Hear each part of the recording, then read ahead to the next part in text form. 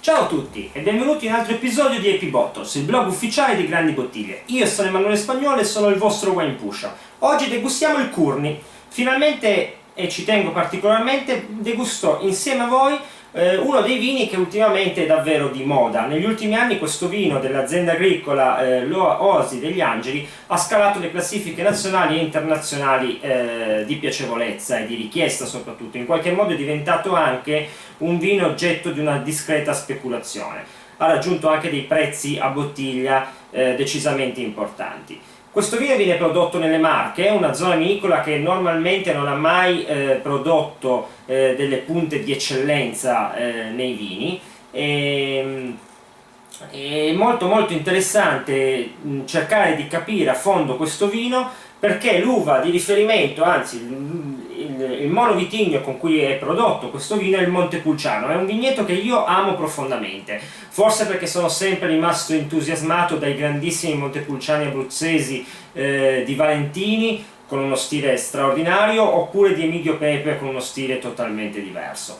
Qui siamo sempre con lo stesso vigneto, ma siamo nelle Marche. L'azienda agricola Oasi degli Angeli produce questo vino da vigne con un'età media molto elevata e con una resa per ettaro bassissima. Uno stile di vinificazione in azienda che predilige la qualità assoluta, quindi ne viene fuori, ne deriva un vino che normalmente è molto concentrato.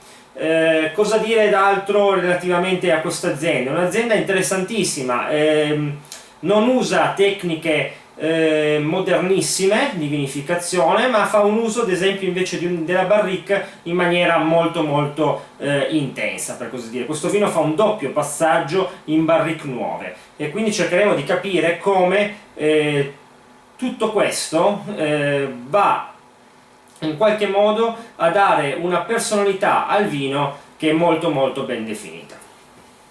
Courny, un alcol molto presente, 15 gradi, e degustiamo l'annata 2000, un'annata che è stata buona nelle Marche, e adesso vediamo come si presenta questo vino.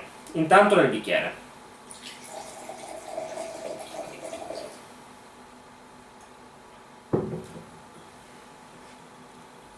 Concentratissimo, il colore è concentratissimo, un rubino carico, molto concentrato, impenetrabile nel bicchiere.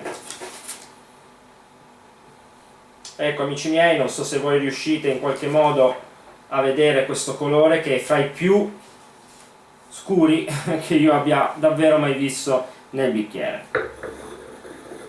Eccoci qua, un vino che da quello che vedo ha una consistenza molto interessante. Si formano moltissime lacrime e scendono nel bicchiere giù molto lentamente. Questo sta a indicare in qualche modo che l'apporto alcolico e la struttura del vino dovrebbero essere molto importanti, quindi è già un bel segnale dal punto di vista visivo.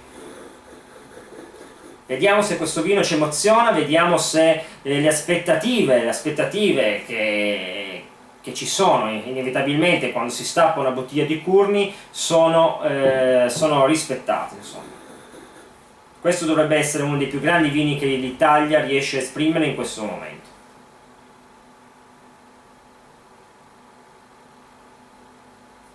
Un naso che esprime subito una forte carica aromatica, frutta matura, frutta intensa. È un congiungersi di amarena, un congiungersi di frutta rossa matura insieme anche a sensazioni di legno,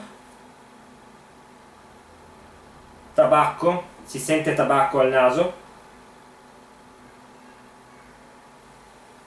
Ed è un naso particolarmente interessante, ricco. Questo vino ha una gradazione alcolica importante, si sente anche al naso, sempre dalla sensazione olfattiva mi sembra che si possa quasi parlare di una leggera sovramaturazione delle uve.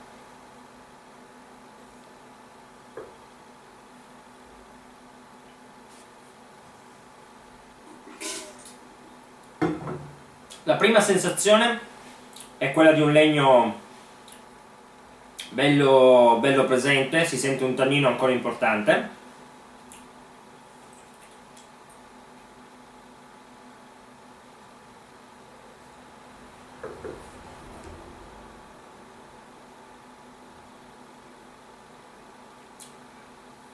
E c'è sicuramente una sovramaturazione delle uve, perché il vino ha un attacco in bocca molto molto importante, finisce con una leggera sensazione quasi di abboccato. In realtà il vino non è abboccato, però c'è una sensazione finale, quindi il vino le uve hanno una sovramaturazione. In bocca è un'esplosione di frutta, un'esplosione di liquirizia. Ecco, la sensazione adesso che ho all'interno del mio palato è proprio quella della liquirizia, quindi sensazioni di frutta, sensazioni terziarie legate alla liquirizia quella proprio delle classiche rotelline che mangiavamo quando eravamo piccoli. Ecco, la sensazione in bocca è quella.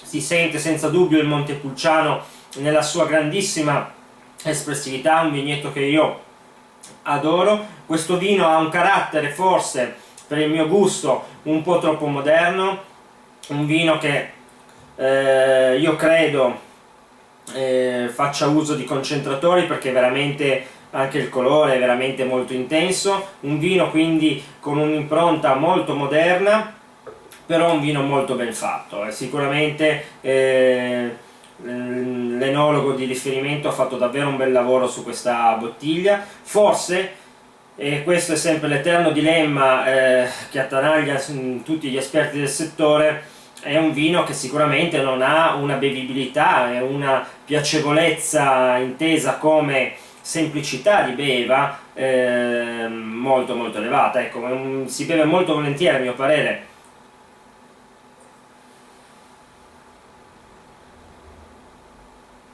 Intanto la liquirizia è sempre più presente, anche un po' di cuoio, amarena e ciliegia, giusto per darvi delle categorie. Poi io credo che ognuno di voi in questo vino sentirà un po' di cose diverse, perché c'è davvero un amalgamarsi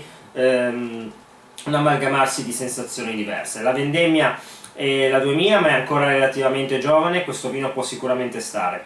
Vi dicevo, ecco, se ne beve forse un bicchiere, un bicchiere e mezzo, poi però si tratta, questa concentrazione, questa sovramaturazione delle uve, questo frutto così intenso, questo estratto così preponderante, fanno sì che il vino sia davvero un pelino ingombrante. Non è un vino elegante, io non ci trovo eleganza in questo vino, ma ci trovo tantissima forza, un gran bel bicchiere per chi ama i vini corposi, per chi ama i vini importanti. È sicuramente da assaggiare. È una bottiglia importante, ha un costo sicuramente da tenere in considerazione. A mio parere non è un rapporto qualità-prezzo eccezionale, ma è solamente un mio giudizio.